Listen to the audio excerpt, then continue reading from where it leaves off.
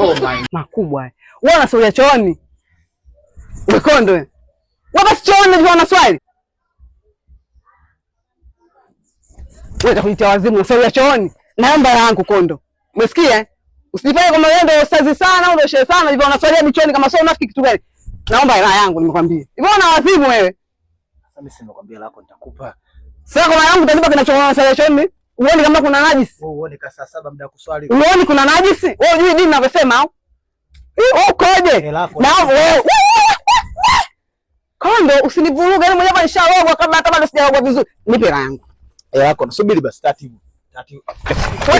Kondo. Na mimi natai ndio alikopo tanisaidia.